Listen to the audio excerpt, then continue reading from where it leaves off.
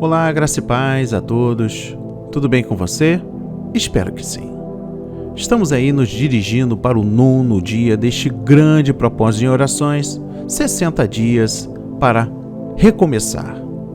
Um propósito de 60 dias projetado para ajudar você a começar, melhor dizendo, recomeçar seu relacionamento com Jesus. Nada nesta vida irá para frente sem que você recomece o seu relacionamento com Jesus. Você fará 3 coisas todos os dias: encontrar-se com Jesus através dos evangelhos, ler nas epístolas como seus seguidores viviam a sua mensagem e aumentará a sua intimidade com ele através da oração. Olha, não adianta você achar que fazer um propósito ou até mesmo fazer coisas que algumas congregações fazem, de você levar dinheiro no altar para você ter o perdão de Deus que irá salvar a sua vida, esteja totalmente enganado. Não é isso que Jesus quer. Ele nunca disse isso enquanto esteve na terra ou enquanto, através do Espírito Santo, fez com que os homens, os grandes heróis da fé, escrevessem os testemunhos nos livros da vida. Olha, o que ele quer é que você agora, neste exato momento, esteja no seu local secreto de oração. Que você esteja com a sua Bíblia aberta. Acompanhe a leitura e a meditação. Tenha em mãos um bloco de anotações, como também uma caneta, e faça suas anotações necessárias. E após este conteúdo que nós estamos trazendo na melhor forma possível para a compreensão, você se entregue ao Senhor de todo o coração, corpo e alma. E neste 9º dia, eu trago para a leitura os livros de Mateus, capítulo 17 e 18, 3ª de João, capítulo 1. Como de habitual, a minha irmã Fabíola Ribeiro de São Paulo está me ajudando neste grande propósito com a leitura dos livros. Agora, livro de Mateus, capítulo 17. Em Mateus 17 diz assim: 6 dias depois, tomou Jesus consigo a Pedro e a Tiago e a João, seu irmão, e os conduziu em particular a um alto monte. E transfigurou-se diante deles, e o seu rosto resplandeceu como o sol, e os seus vestidos se tornaram brancos como a luz. E eis que lhes apareceram Moisés e Elias, falando com ele. E Pedro, tomando a palavra, disse a Jesus: Senhor, bom é estarmos aqui. Se queres, façamos aqui 3 tabernáculos, um para ti, um para Moisés e um para Elias. E estando ele ainda a falar, eis que uma nuvem luminosa os cobriu. E da nuvem saiu uma voz que dizia: Este é o meu amado filho, em quem me comprazo, escutai-o. E os discípulos, ouvindo isso, caíram sobre seus rostos e tiveram grande medo. E aproximando-se Jesus, tocou-lhes e disse: Levantai-vos, e não tenhais medo. E erguendo eles os olhos, ninguém viram, senão unicamente a Jesus. E descendo eles do monte, Jesus lhes ordenou, dizendo: A ninguém conteis a visão, até que o Filho do Homem seja ressuscitado dos mortos. E os seus discípulos o interrogaram, dizendo: Por que dizem então os escribas que é mister que Elias venha primeiro? E Jesus respondendo disse-lhes: Em verdade, Elias virá primeiro e restaurará todas as coisas. Mas digo-vos que Elias já veio, e não o conheceram, mas fizeram-lhe tudo o que quiseram. Assim farão eles também padecer o Filho do Homem. Então entenderam os discípulos que lhes falara de João Batista. E quando chegaram à multidão, aproximou-se-lhe um homem, pondo-se de joelhos diante dele e dizendo: Senhor, tem misericórdia de meu filho, que é lunático e sofre muito, pois muitas vezes cai no fogo e muitas vezes na água. E trouxe-o aos seus discípulos, e não puderam curá-lo. E Jesus respondendo disse: Ó geração incrédula e perversa, Até quando estarei eu convosco? E até quando vós sofrerei? Trazei-mo aqui. E repreendeu Jesus o demônio que saiu dele. E desde aquela hora o menino sarou.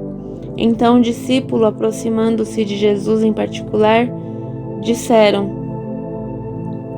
Por que não pudemos nós expulsá-lo? E Jesus lhes disse: Por causa da vossa pouca fé, porque em verdade vos digo que se tiverdes fé como um grão de mostarda, direis a este monte: passa daqui para acolá, e há de passar, e nada vos será impossível. Mas esta casta de demônio não se expulsa senão pela oração e pelo jejum. Ora, achando-se eles na Galiléia, disse-lhes Jesus: O Filho do Homem será entregue nas mãos dos homens, e matá-lo-ão, e ao terceiro dia ressuscitará. E eles se entristeceram muito. E chegando eles a Cafarnaum, aproximaram-se de Pedro os que cobravam as dracmas, e disseram: O vosso mestre não paga as de dracmas? Disse ele: Sim. E entrando em casa, Jesus lhe antecipou, dizendo: Que te parece, Simão? De quem cobram os reis da terra os tributos ou o censo? Dos seus filhos ou dos alheios? Disse-lhe Pedro: Dos alheios. Disse-lhe Jesus: Logo estão livres os filhos, mas para que os não escandalizemos, vai ao mar, lança o anzol, tira o primeiro peixe que subir, e abrindo-lhe a boca encontrarás um estáter. Toma-o e dá-o por mim e por ti. Amém. E graças a Deus. Incrédula e perversa. Vamos compreender a mensagem no versículo 17. Este texto evidencia o conceito que Jesus tem dos discípulos e das igrejas que não assistem ao próximo no autêntico poder do reino de Deus. Primeiro, deixar de liberar os oprimidos por Satanás ou pelos demônios demonstra falta de fé, de compreensão e de autoridade espiritual. Segundo, o propósito do Espírito Santo, ao registrar as narrativas, ressalta não somente que Jesus expulsava demônios, como também que ele deseja que seus discípulos façam a mesma coisa mediante a fé, oração e jejum. Jesus fica profundamente entristecido quando seu povo deixa de participar do seu ministério contra as forças de Satanás. Se tiverdes fé, nada vos será impossível. Preste atenção na mensagem no versículo 20. Jesus fala de uma fé que pode remover montanhas, operar milagres e curas e realizar grandes coisas para Deus. Que fé é esta de que Jesus fala? Primeiro, a fé genuína é uma fé eficaz que produz resultados. Nada vos será impossível. Segundo, esta fé não é uma crença na fé, como uma força ou poder, mas fé em Deus. Terceira, esta fé é uma obra de Deus que tem lugar no coração do cristão. É a plena certeza de que Deus transmite ao coração de que nossa oração é respondida. Esta fé é criada interiormente no crente pelo Espírito Santo. Não podemos produzi-la em nós mesmos por meio da nossa mente. Quarto, uma vez que esta fé em Deus é um dom que Cristo comunica ao nosso coração, importa-nos estar unidos a Jesus e à sua palavra e ser mais consagrados a Ele. Dependemos dele em tudo. Sem mim, nada podereis fazer. Noutras palavras, devemos buscar a Cristo, que é o autor e consumador da nossa fé. A real presença de Cristo conosco e nossa obediência à sua palavra são a origem e o segredo da fé.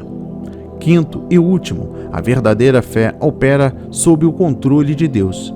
Ele nos concede a base do seu amor, sabedoria, graça e propósito soberano para a expressão da sua vontade e com expressão do seu amor por nós. não deve ser usada para o nosso próprio proveito egoísta. Vamos para a leitura do livro de Mateus, capítulo 18. Em Mateus 18, diz assim: Naquela mesma hora chegaram os discípulos ao pé de Jesus, dizendo: Quem é o maior no reino dos céus?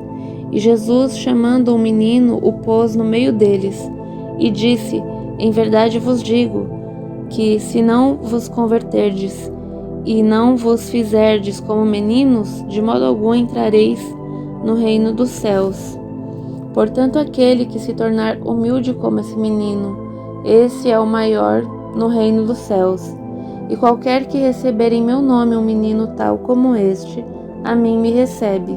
Mas qualquer que escandalizar um destes pequeninos que creem em mim, melhor lhe fora que se lhe pendurasse o pescoço uma mó de azenha e se submergisse na profundeza do mar. Ai do mundo por causa dos escândalos, porque é mister que venham escândalos, mas ai daquele homem por quem o escândalo vem. Portanto, se a tua mão ou teu pé te escandalizar, corta-o e atira-o para longe de ti.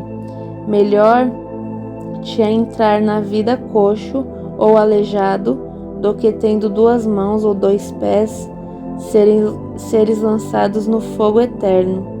E se o teu olho te escandalizar, arranca-o e atira-o para longe de ti. Melhor te é entrar na vida com um só olho, do que tendo 2 olhos, seres lançados no fogo do inferno.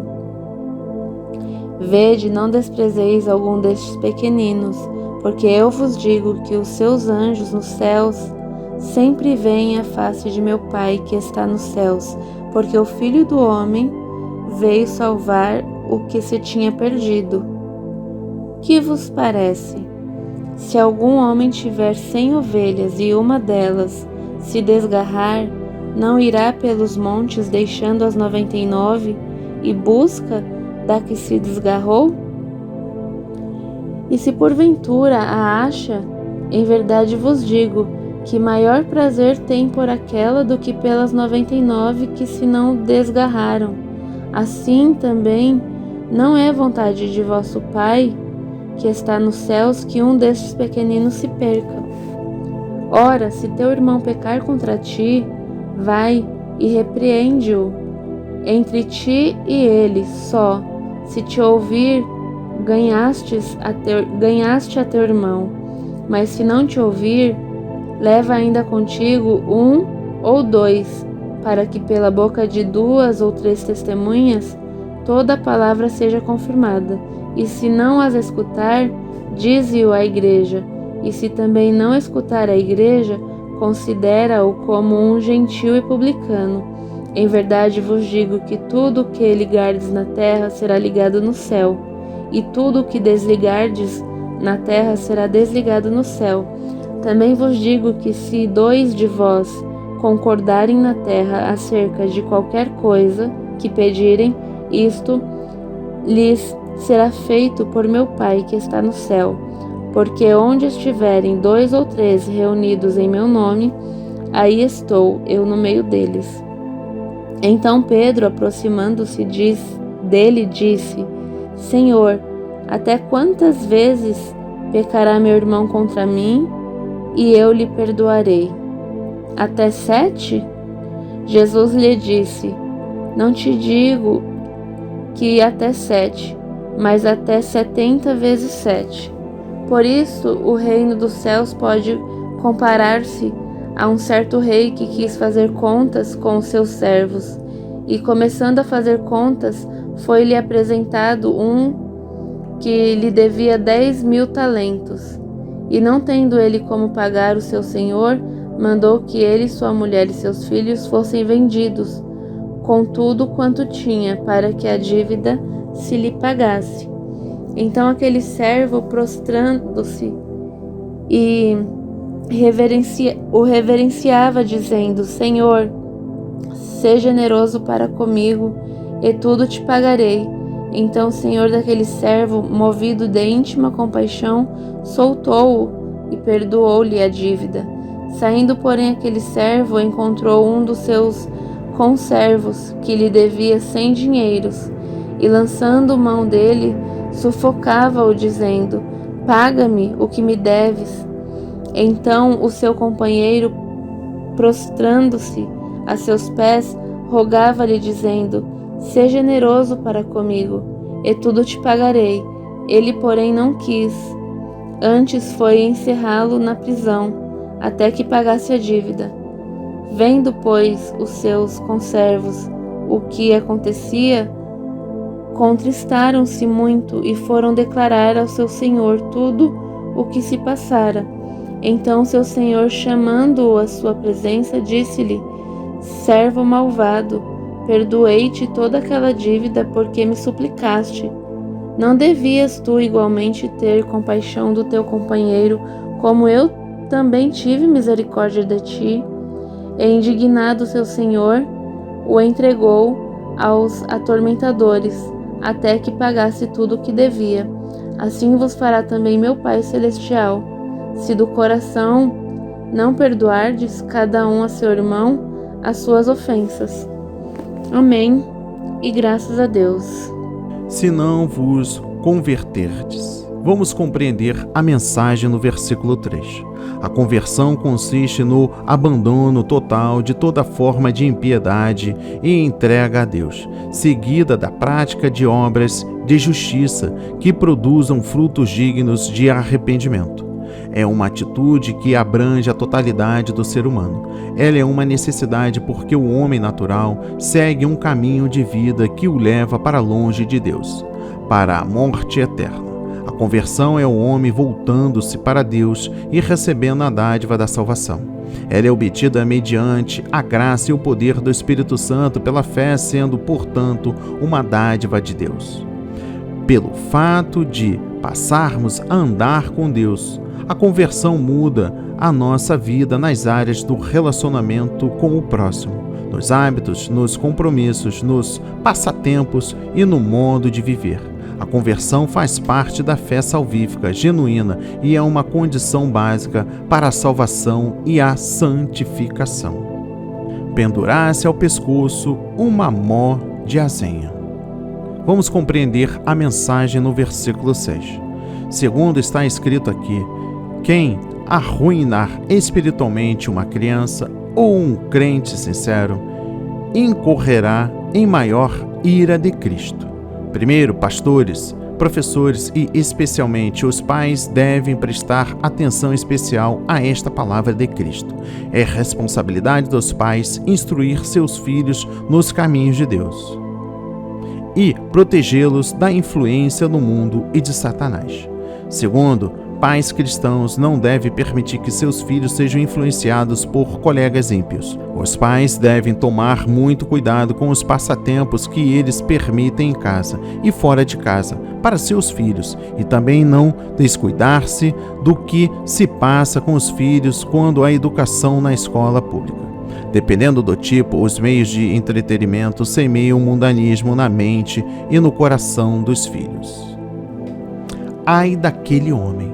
Preste atenção na mensagem no versículo 7. Jesus adverte que aqueles que servem de instrumento para pôr coisas pecaminosas diante dos outros e especialmente diante de crianças receberão a extrema condenação.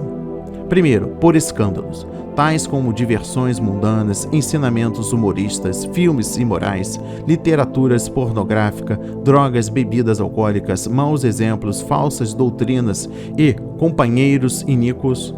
No caminho dos outros é ajuntar-se a Satanás, o grande tentador. Segundo, o procedimento santo dos fiéis é remover da vida da nossa família, nosso lar, nossas igrejas e da nossa própria pessoa tudo que possa levar a outros à tentação e ao pecado.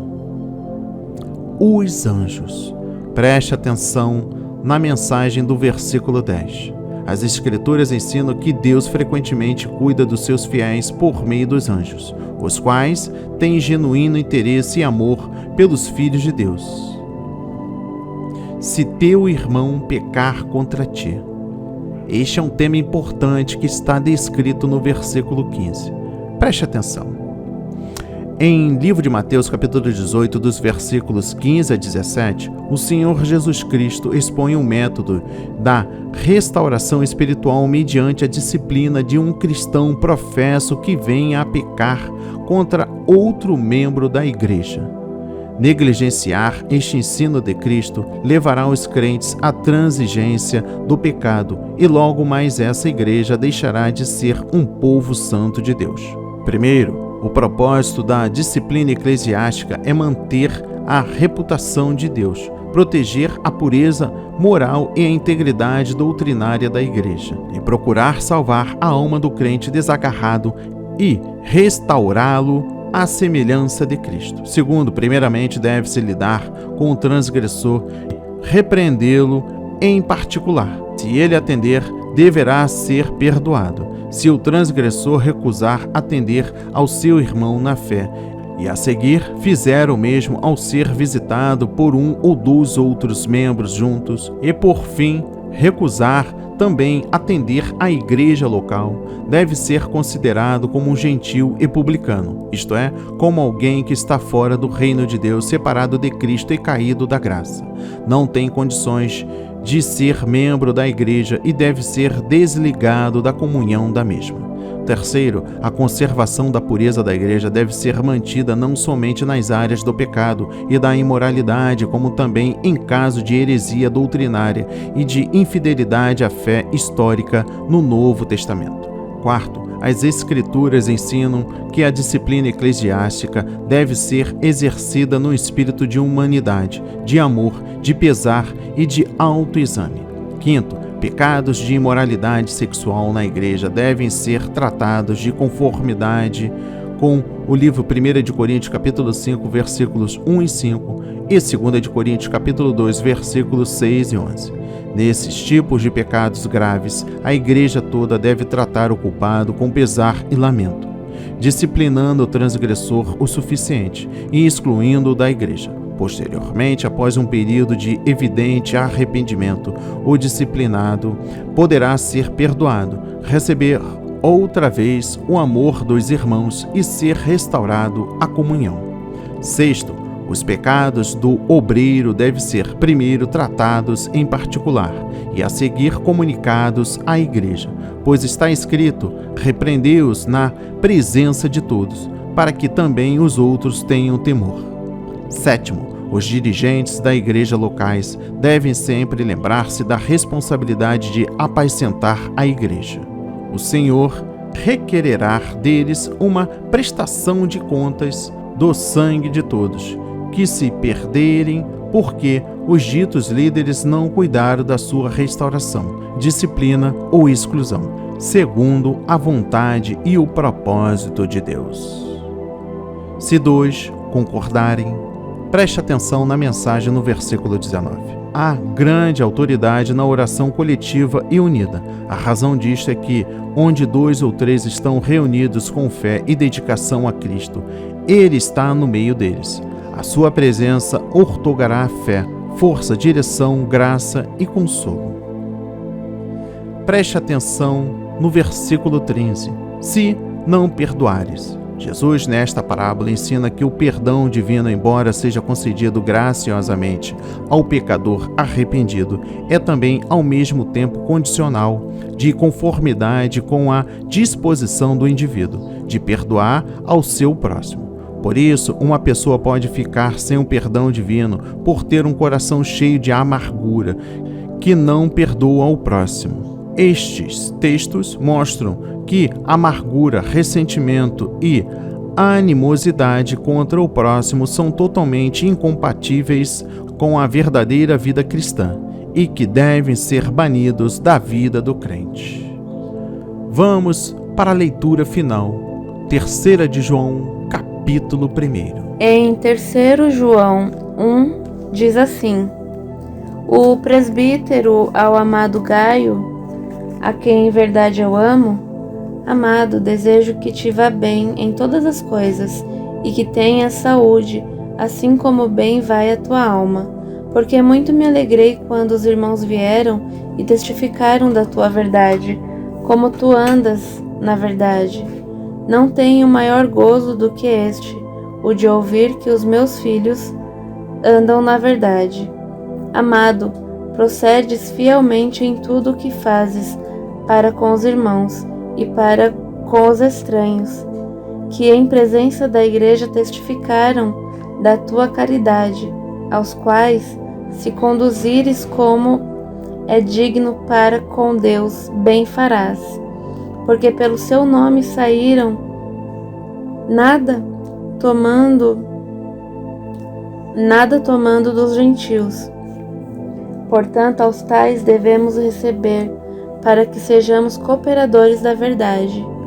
Tenho escrito à igreja, mas Diótrefes, que procura ter entre eles o primado, não nos recebe, pelo que, se eu for, trarei à memória as obras que ele faz, proferindo contra nós palavras maliciosas, e não contente com isto, não recebe os irmãos e impede os que querem recebê-lo, e os lança fora da igreja. Amado, não sigas o mal, mas o bem. Quem faz bem é de Deus, mas quem faz mal não tem visto a Deus. Todos dão testemunho de Demétrio, até a mesma verdade, e também nós testemunhamos, e vós bem sabeis que o nosso testemunho é verdadeiro. Tinha muito que escrever, mas não quero escrever-te com tinta e pena. Espero, porém, ver-te brevemente, e falaremos de boca a boca. Paz seja contigo. Os amigos te saúdam. Saúda os amigos pelo seu nome. Amém, e graças a Deus. Que te vá bem. Vamos compreender a mensagem no versículo 2. Em geral, é da vontade de Deus que o crente tenha saúde e que tenha uma vida abençoada. Ele quer que tudo vá bem conosco, isto é, que nosso trabalho, planos, propósitos, ministério, família, etc., estejam de acordo com a sua vontade e direção. Portanto, as bênçãos de Deus, mediante a redenção em Cristo, visam a suprir nossas necessidades físicas e espirituais. No tocante à prosperidade, tanto física como espiritual, as Escrituras nos ensinam o seguinte. Primeiro, a expressão que te vá bem em todas as coisas.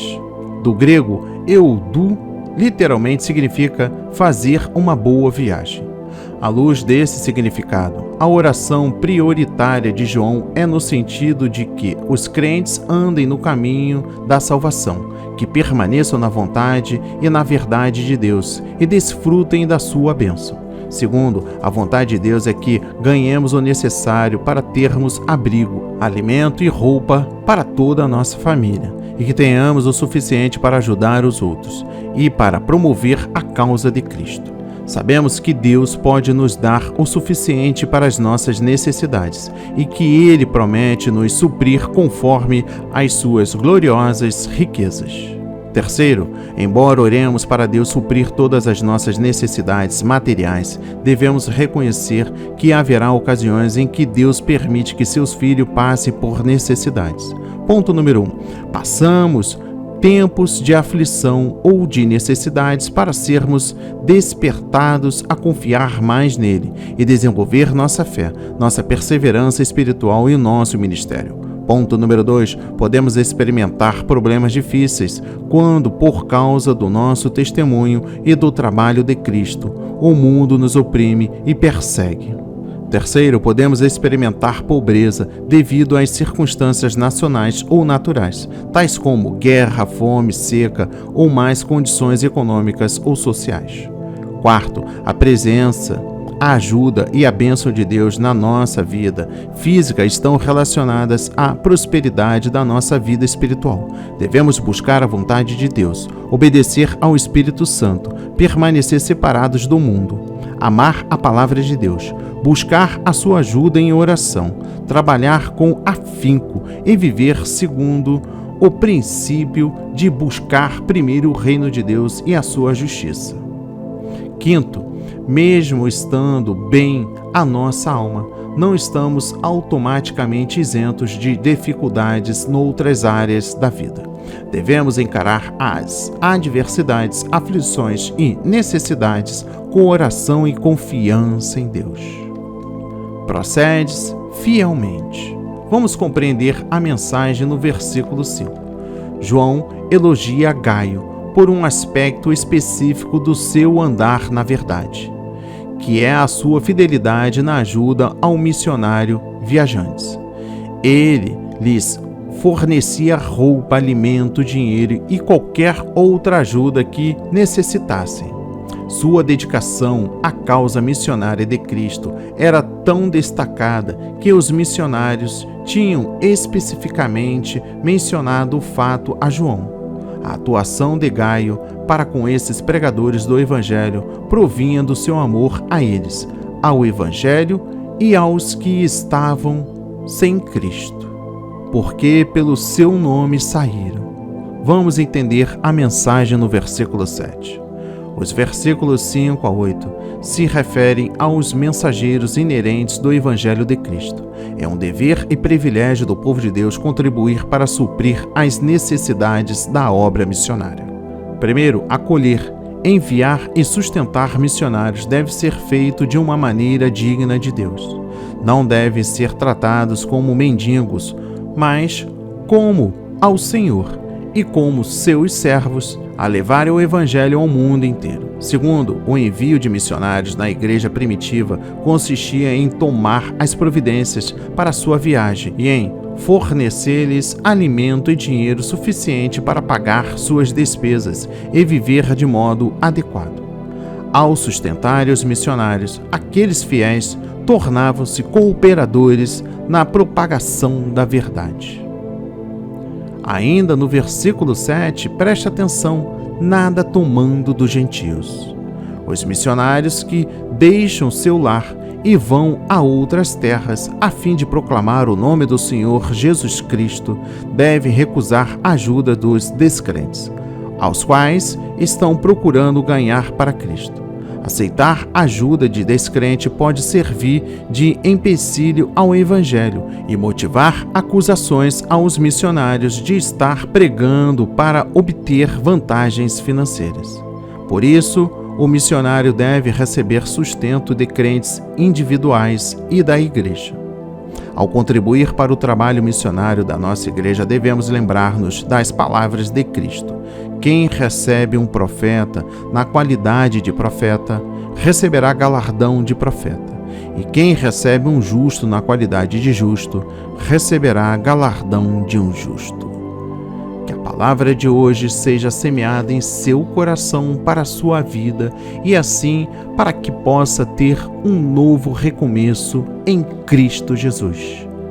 A palavra de hoje foi semeada para corações quebrantados para a honra e a glória do Senhor. Espero que o dia de hoje seja um dia transformador, que te faça abrir os olhos para a verdadeira palavra de Deus, a palavra revelada em seu coração. Oremos. Senhor Jesus, dai-nos hoje o alimento que precisamos. Senhor, sou fiel nos dízimos e nas suas ofertas. E se você que está comigo agora nesta oração, se não é e se arrependeu, seja fiel ao Senhor na sua obra. Senhor, estou plantando uma semente financeira no reino de Deus, crendo na colheita. Oro para que seja abençoado e também seja uma bênção para os outros. Assim eu faço todos os dias, semeando palavras de verdade aqui no seu projeto, Pai. Semeando todo o meu sacrifício, Pai. Toda a minha vida. Repreendo o devorador sobre a minha vida, finanças e família. Ajuda-me a ser diligente e excelente quando faço o meu trabalho para o Senhor, Pai.